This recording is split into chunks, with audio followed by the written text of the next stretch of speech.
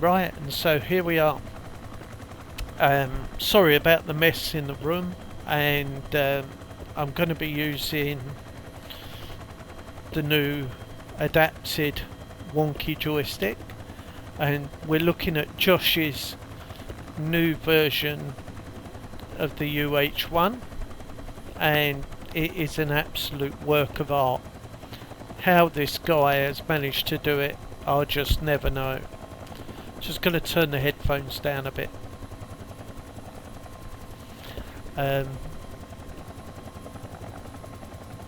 Absolutely stunning. So it's been a good day today. Shake wise, I feel quite comfortable and starting to get used to flying the Huey, but certainly managing to get it up in one go without smashing it into the ground. Strangely enough, with this adaptation of the joystick, the old-fashioned back left foot pedal for some reason doesn't seem to be needed quite as much. What I will do, I'll just settle myself out here and look, left-handed, grab this graph and put that up there. Oh, nearly crashed. But look, flying left-handed. Right, leave that out of the way. So now you can see the type of movements I'm having to do. And if you saw the other video that I did, my first flight, I've had a couple of flights with it today and I'm really starting to get used to it. I've mounted it now to a heavy metal base, and I thought that would be the answer to it not moving around. But my play seat sits on a plastic tray so it doesn't dig into the carpet, and of course the metal just slides around on the plastic tray even worse than it did on the carpet. So I've got to get some rubber feet or something so that I can just drop this in when required, and then if ever I need to go back to the X52 I can just put the original play seat adapter in that will also let me use a keyboard on there and the throttle and the Cytec X52 next to each other for flying planes and various other things. But I'm going to try and keep with this for certainly a period and try and get the hang of it. The low down level flying is much more difficult because of the amount that you have to move your arm, so I haven't quite got used to that yet. But you know, just flying it, and especially in VR, it just feels absolutely right. It's certainly highly recommended if you've got an old joystick and a bit of pipe and a soldering iron. There's plenty up on YouTube showing how to do it. It's for me was just literally take the handle off, extended all the wires through a 24-inch metal tube, resoldered them back on the old handset, and miraculously they all worked. I was amazed. And then got the hot glue gun out, and I just hot glue gunned everything. Poured hot glue down the actual tube, hot glued it at the bottom where it attaches to the old hot ass, because it's that, I'm going to say, slightly oily nylon. It doesn't grip very well. And then I put an 8mm bolt through the, I think it was 8mm, through the handset so that I could then drop that down into the metal tube, and then offset that by about 7 degrees, because your arm is coming in, or your hand is coming in from the right, and you don't want an uncomfortable hand position. So as you can see, it flies as usual really well. It's a lovely, clean, crisp job we've got here. I'll go down a bit lower and then we'll jump outside and show the helicopter off. I'm also, for the first time, I'm on flat screen, not VR. Gone back to using my old Wrath headphones, and I'm just trying out the mic, so I'm not sure how well that will work, because the headphones on my Rift have finally given up. So I've had to find a set of headphones that were residing in a cupboard in the other room, and they're Bluetooth, and in their day they were quite expensive, but then one of them snapped off on the right hand side, and so again with the glue gun, put the headphones on, stuck the earpiece in the position where I thought it would be, and then glue gun that on. Had to put some other screws in to try and hold it, and this is the first try with those particular headphones on, and those will go over the top of my Rift headset, so that I'll be able to get the sound back in the headset now these Rift speakers have packed up. So, a little bit of flying around there. Let's just pick a place to drop her down. Oh look, there's a white dot over there, that's good enough, or square. Bit of square in the middle of nowhere.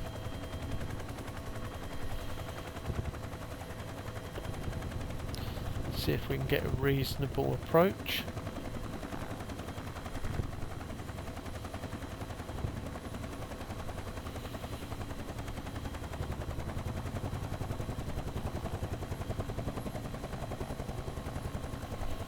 Nose up just very slightly, a little bit left pedal is coming in, a bit more left pedal, keep it straight. Oh, looks like I missed it. One of the things about not flying in VR, you can't look round and get things quite so precise. So let's drop her down there. I think that's close enough. So let me jump to replay.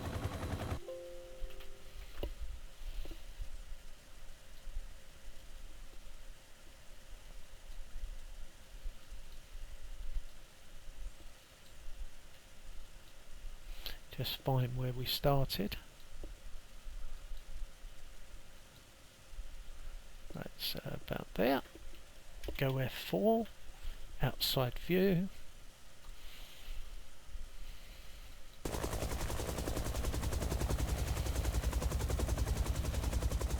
And I have had a very strange one. I had this on the UH-1 when I first loaded it, where I took the doors off, and instead of sliding back they actually vanished. So I'll probably have to reload the model to get the doors on, but I quite like it open. It sort of reminds me how it should look, and you can see the quality of the graphics here. Metallic sort of shiny paintwork, just trying to show off.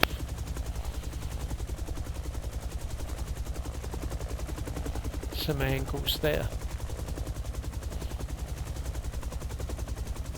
Really good. You can see the way the light affects and shines off of it.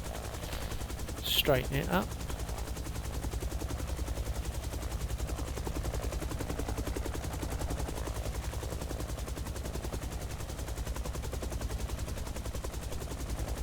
Got 2 pilots on board, no crew today. It's a great colour scheme.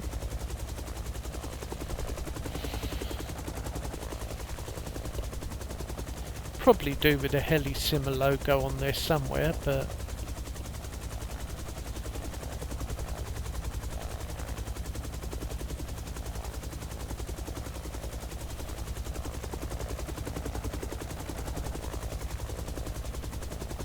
just a little showpiece of what Josh has managed to do.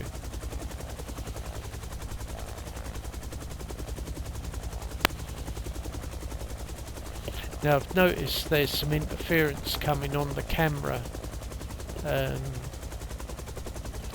Not sure what's causing that. Let's turn the fan off.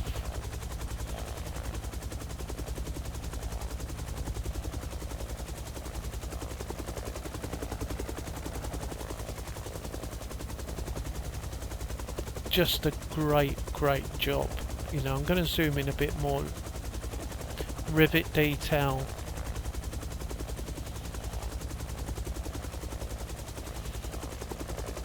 Just awesome. So,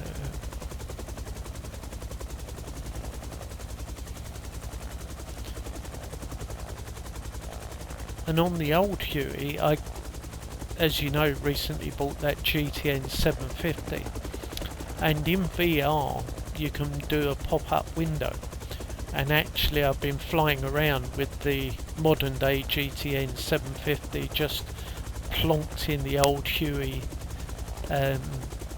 bodywork, so that I've been trying out some of the local, I must say local, they're in Wales, so they're a long way away from me, but where they practice the low level helicopter flight, and I was having a great deal of trouble mapping out and where these flights are.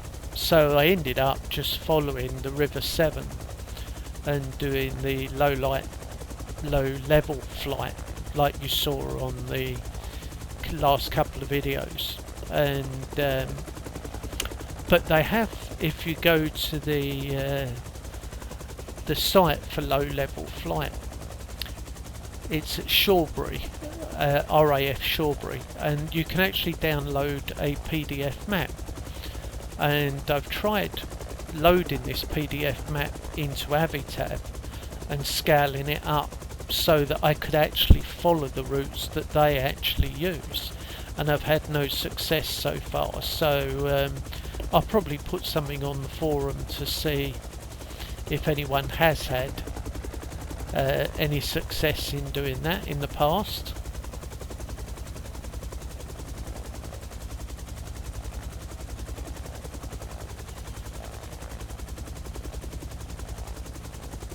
It really does. Obviously there's no difference in the way that she handles or behaves. This is all the physics and everything else are the same. It's just a new clean looking version for the modern day location. No guns, really sharp detail, even with my picture stuck at the top there at the moment.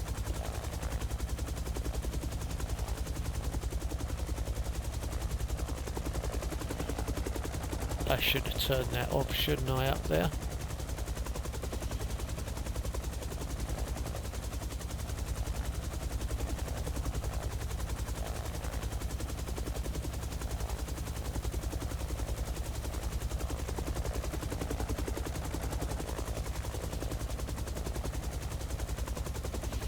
Jump back inside.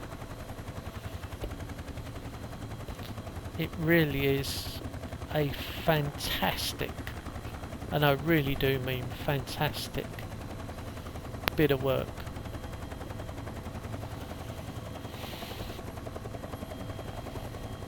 The detail here, look.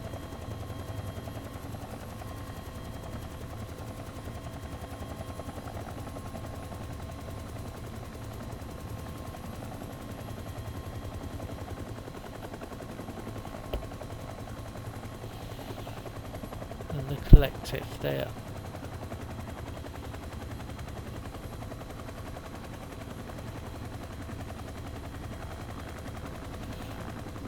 It's just beautiful. So if you wanted the Huey as if it was just coming out the showroom, we've finally got it. And here's our pathetic attempt at trying to land on that little square. But I would certainly say this extended joystick, see here, I'm having a really good day with my shakes today. I've managed to get in a lot of flying with it, really starting to get used to the amount of movement required. So my thoughts are now going towards taking my X52 and perhaps modifying that. But if I do that, I'm also going to maybe modify the throttle control to a collective, but leave the original handle on the top, because with all the buttons and the slider it's so useful. And of course in VR, when you look down, it will look like it's supposed to look, and the feel of the throttle on the X52 feels quite nice when it's laid over through a collective system. So it won't be for the purists, but certainly for those in VR will hopefully work really well. It's whether I've only just bought it. I need somebody to help me extend the wires and do a bit of work on it, because I'm not going to undertake this one myself. So we will see. I think another couple of weeks playing around with this, getting used to this joystick, the longer one. Hopefully I'll get to have a go at the Komodo systems ones when we go to the show, and find out how different they are. I'm flying this with no springs, no dampers, and I quite like it. It's easy to hold the offset on. I'm not sure if there was some form of resistance against it. For my type of flying, it would actually work that well. So let's just have a quick zoom in at our two pilots. He's might have put some friendly faces on, we don't know.